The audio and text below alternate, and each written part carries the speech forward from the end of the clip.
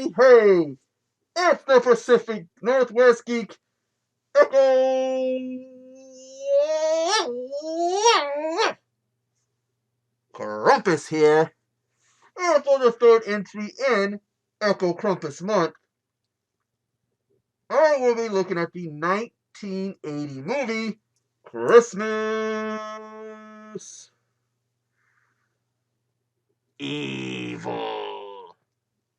But before I start, if you're wondering why I'm using an older look, it is because it's laundry day, so the other stuff's getting cleaned, so I had to, put this on. Okay, anyways.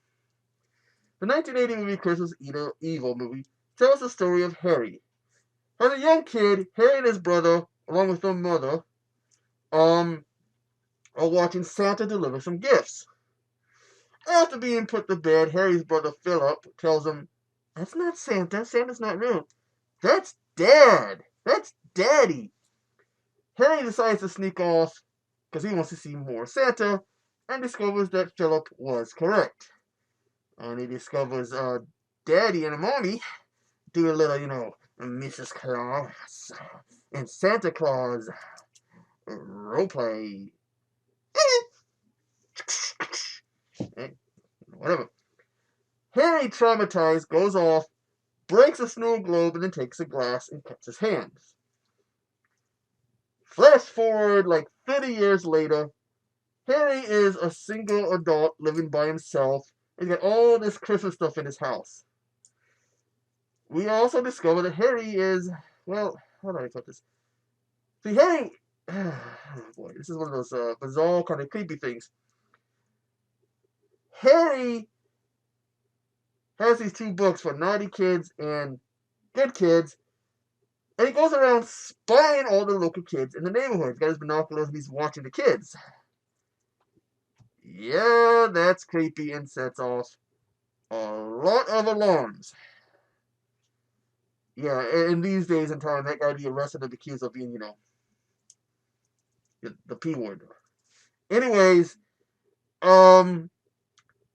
he also works at a toy store. He's got a toy store, but a toy manufacturing company.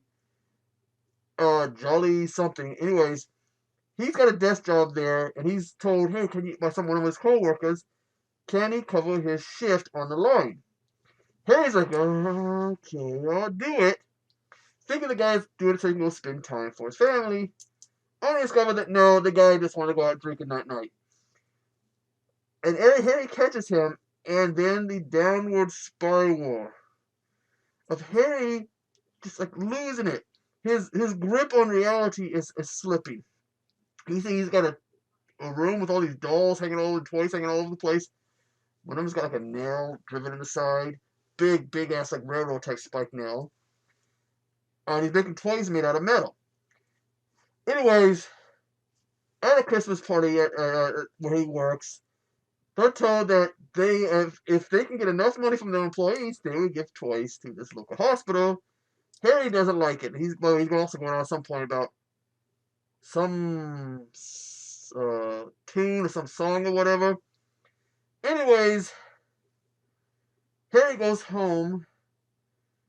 Oh, after creeping out one of the neighborhood kids, he covers his face in mud and his hand and puts the hands on the side of the kid's parents' house and leaves a big old muddy lip print on the side of the house, and then ends up hiding in the bush. Kid figures out someone's there, and he ends up basically causing the kid to shit his pants. But anyways, Harry goes home and he does himself up, glues all the beard, mustache, and the eyebrows, and dresses up as Santa, and goes around town in his van, which he's painted a sled and all that shit on it. And he's basically going around, he thinks he's Santa, the guy's fucked in the head. And then ends up killing some people in front of a church, in front of all these other people, and then takes off. And he's just a slow, like, at one point he's calling his brother, and Harry's out of it. He's creepy, he's disturbed.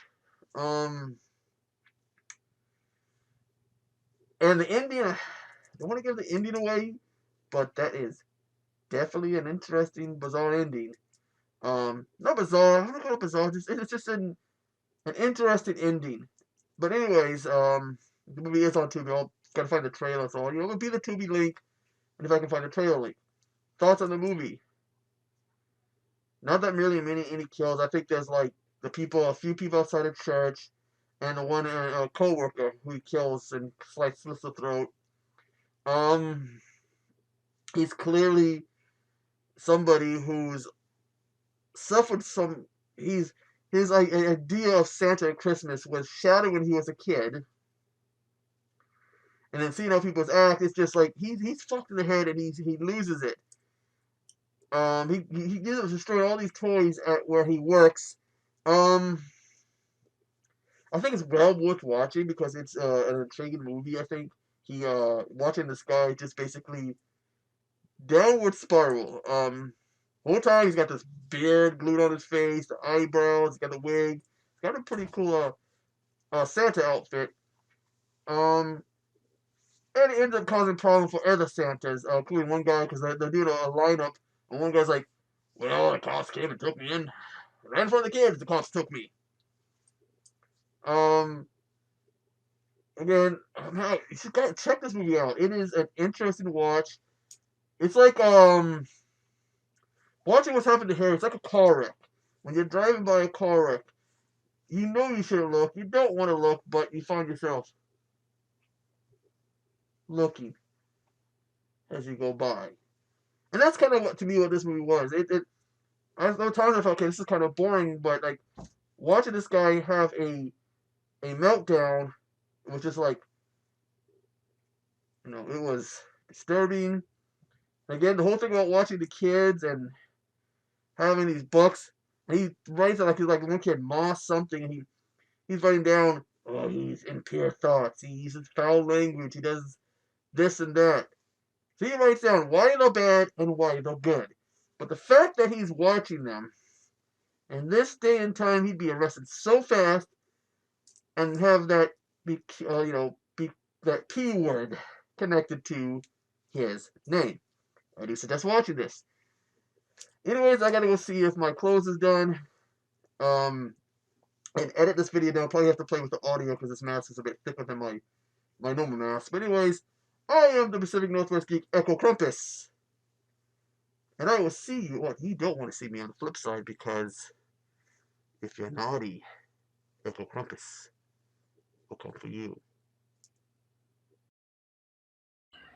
So this is a Lewis Jackson film, and this is the Blu-ray cut.